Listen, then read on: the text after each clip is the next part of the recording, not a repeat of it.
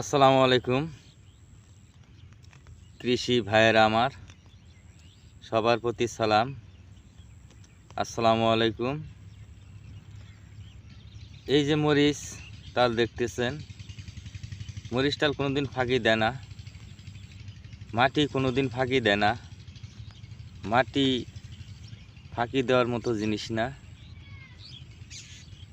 আপনার মরিচ ডাল এবার কেউ ছেড়ে দিবেন না বা ভাঙবেন না।